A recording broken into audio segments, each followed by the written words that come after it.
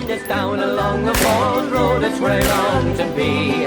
Lying in the dark with the Provo Company. A comrade on me left eye, another one on me right. A clip of ammunition for me little Armalite. I was stopped by a soldier, he said you are a swine. He hit me with his rifle and he kicked me in the groin. I begged and I pleaded, oh my manners were polite, but all the time I'm thinking of me little Armalite. And it's down in the bog side, it's where I long to be. Lying in the dark with the Provo Company. A comrade on me left and another one on me right, and a clip of ammunition for me little Armalite. What's up, everybody? So today I'm here with Rhikter and Namias, and they've come all the way from Missoula to show us a really cool gun today that is amazing, and I'm so glad I got to fire it today. Rhikter, you want to tell us what that is? This is the Armalite AR-180. AR-180, and so this gun has a hell of a history to it. You kind of want to go a little bit about where it came from and what happened to it? Yeah, so the rifle as a whole started around after the development of the M16. The NATO forces thought it would be a good idea to manufacture a rifle that can be, for poorer countries, that could be made on stamp machines, because at the time milling machines were considered more expensive. You needed more technicians to run them. Everybody had a stamping machine after World War II. So the AR-180 was made by Eugene Stoner to fill that gap and to test a few of his other ideas, including the short-stroke gas piston system that is in the handguard here, and has a familiar bolt to a lot of the modern guns that we have today, kind of like the MCX or the Spear.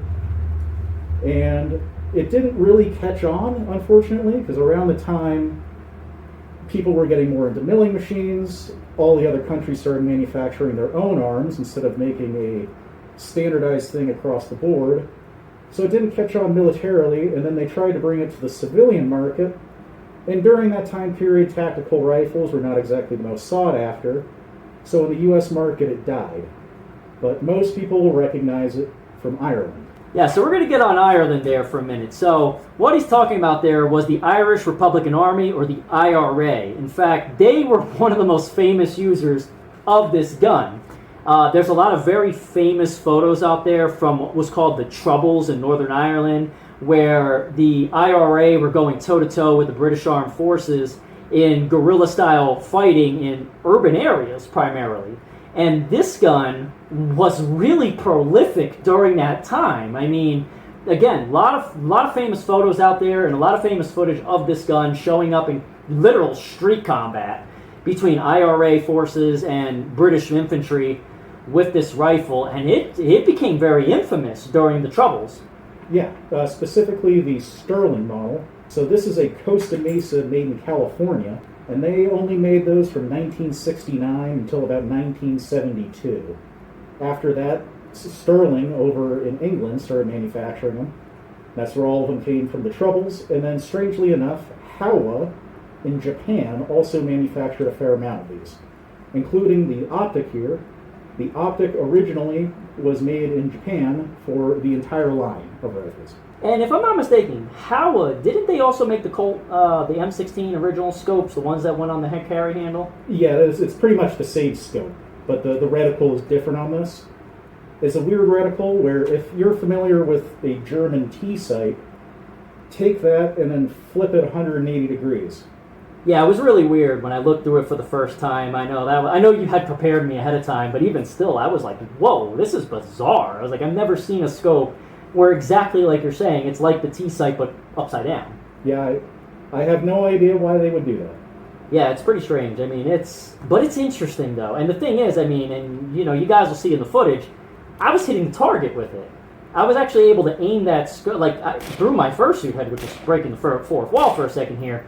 I was actually able to accurately aim that and hit the target with that scope. I mean, y'all heard it dinging one after another.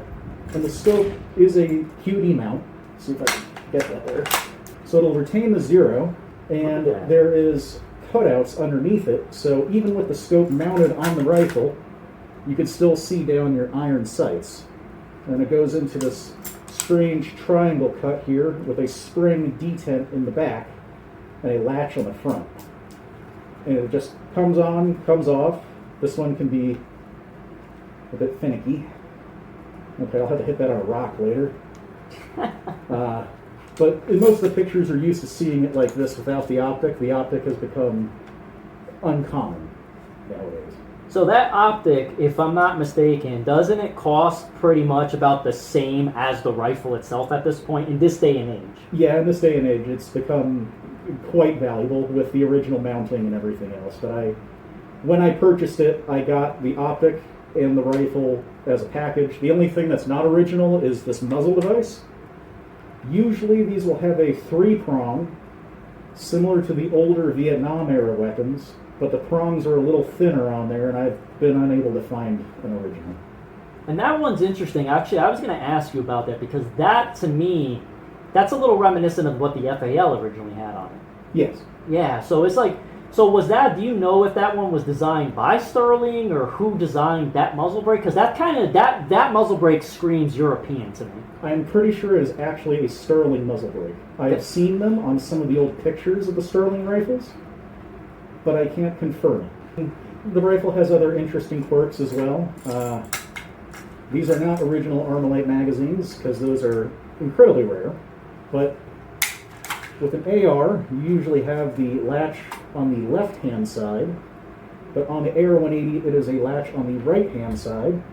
So if you get one of these, and you can't find the original magazines, what you do is there's a measurement online, I don't know it off the top of my head, but you take a Dremel and you just Dremel a little notch in, and it'll still work with your standard AR. It's just an extra notch, so it clips in to the stamped steel button and keeps it locked into the gun. Because this button is another just piece of stamped steel. All of the internals for the fire control group are also stamped steel, including your trigger, your hammer, sears, everything. It is all stamped and then put through with pins and springs. Yeah, that's bizarre, but it's crazy how he made such a simplistic gun here. And the thing that gets me about this gun, and what I love the most, it's crazy to think that a firearm like this one right here, its entire operating system actually derives from this gun. So you have these weapons in today's modern age that they're using a system derived from that gun, but the AR-18, the AR-180, it didn't really succeed, but then its operating system went on to inspire several other different firearms, this one included. This one definitely has some quirks to it. Like as you saw at the range, it gets very hot very quickly. Oh yeah, especially right here. That was miserable. I had to like move my hand at one point up and up the barrel because it was getting really hot right here. Yeah. And with being in the AK world, I'm used to putting like 2 to 3 mags through the gun before I can't really, I have to start being mindful of holding it. With this one, it's 1 magazine, and you can feel that whole handguard warming up. And it even has shields in this, and even with that, it's hot. Well, what's interesting is like when we cooled the gun down and we left it in the shade for a bed, let it cool down, it got cold to the touch again. I only went through I'd say about like half of a 20-round magazine, so 10 to 12 rounds before I had to start moving my hand up again. Because I'm so used to with an AR, normally when you're talking about an AR, my hand, especially on a small one, I'm usually like right here is where I am. So with that gun, it was like it was making me go further and further up the handguard, because it was starting to burn my hand, even though I was wearing gloves the whole time. So the auto sear on an AR-180 is different than your M16, where it goes into this lower fire control group. On an AR-180, it is welded to the upper receiver and then hangs down into it. That's interesting. Yeah, so I don't know how they procured that, but a lot of them that they were firing, I saw in footage that they were full auto. I don't know. I don't know how they were not burning their hands off. That's crazy to think they were able to do that with this gun. Like it's interesting too. If you don't mind, if I can may see it for a second. The other crazy thing about this gun to me is that even though it failed commercially and everything like that, it did have a bit of Hollywood screen chime. I mean, this gun did pop up from time to time in the 1980s. action movies, and I would say that its most famous use on screen was the police shootout in the original Terminator, where Terminator was one-handing one of these guns at fully automatic. He had the jungle tape, the 30-round magazines in it, and if I'm not mistaken, in that movie, which was a rarity for 80s action movies, we did see him reloaded at one point, which didn't really happen back then in movies. Like, they had the infinite ammo cheat in a lot of those movies. Yeah. But for some reason in Terminator, he did actually reload it, if I'm not mistaken. If I remember correctly, yes. Yeah, because I remember him flipping the magazine upside down. No, that's interesting. And then it does hold. I know when we were firing it, the bolt does lock back on the last round.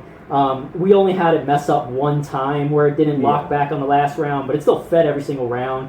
And, the rounds we put through it out there on the range today, it only had one hiccup the whole day, which I think for a gun this old, this specific one was made when again? I want to say 1971. Okay, so let's say 71.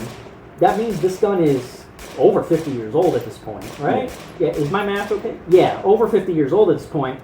And it only hung up one time. I mean, that's impressive. Yeah. That's really impressive. It only hung up once. And it was pleasant. So another thing for me is, having fired it for the first time today, I was very surprised. This gun is actually very pleasant to shoot.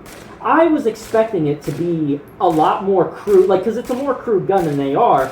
I was expecting a lot more recoil. I was expecting it to be not miserable per se, but not as pleasant as, say, like a Mini 14. Yeah. And I would say it was like shooting a Mini 14. It really, the recoil, the control, and I've got a 1980, this is a 1982 182 series right here, and I would say the controllability between these two rifles were pretty much identical. Like, I didn't have to fight with that gun any more than I have to fight with this gun. It was very, very easy to compare the two as far as recoil, control, things like that. They shoot very similar. Yeah. Well, do you have anything to add? You shot it too. I did shoot it. It is a surprisingly soft shooting rifle, I would say, especially for something this old with this type of design. It is really, really comfortable to shoot. It does get warm. You can definitely tell, but even after several magazines, letting it cool down, pick right back up, no malfunctions. It is a solid rifle. And obviously, I'm 34. I'm not in my 50s. I wasn't around when this gun was invented, but it's almost hard for me to believe that this gun failed commercially. I know. Because it actually works pretty well. And, you go on and you look around, you look at some of the guns of the time. Like, for example, the what's it called? Like the FNC, the Galil, guns like that. Even the, what was that gun called? There's a gun I'm missing here. Oh, the Daewoo. The Daewoo.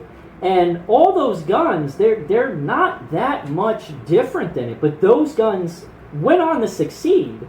And this one failed miserably, and it's kind of mind-boggling to think that this gun didn't actually go anywhere. But what's funny about that is, again, this gun didn't really succeed, but its operating system lives on to this very day. In many firearms use the same derivative system.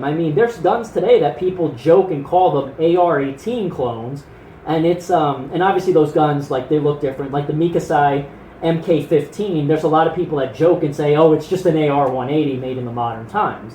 And now, one of the last things I want to talk about of this gun is today, and where this gun is in this day and age. It doesn't appear that it's in use with any military in the world. Police agencies across the world that may have purchased them, they must be gone and out of service at this point. It seems like the U.S. civilian market really is the last place that this gun exists. And with that, it's all pre-ban ones. Like you were saying, these guns were not produced that long. No. What were the years again? So in the United States for Costa Mesa, it was 1969 to 1972. And that's a really short time period. So it's like the gun today, it's gone from this crude, you couldn't afford an AR-15, so you bought this. And today, how much did you pay for this gun again? This was a $4,000 gun. And that was with the scope? Yes. And that tracks, because I've seen them on Gunbroker for about the same. In fact, I've seen them close to that without the scope. So to me, that sounds like you actually got a really good deal on this one. I know, and unfortunately, I do want the other two, but the Sterlings and the Howas I've noticed are slightly cheaper in general. I have seen Howas and Sterlings for about $2,000 to $2,500, but that's only on Gunbroker and when they're available. Yeah, and they don't pop up often. No. I very rarely see them. The last time I saw an Armalite, I'm almost positive it was about $4,000. Yeah. So, and then with that, the one that I saw did not have the scope. So it came with a bunch of magazines. I do remember that, Yeah. but it did not have the optic on it. Yeah. And this is a gun too. You can't modernize this gun. It kind of is what it is. There's no rails for it. There's no modern tactical crap for it. It's just, it is what it is. If you can find the scope, that's your only optic option. And it's a very rare gun in this day and age. They're not very common.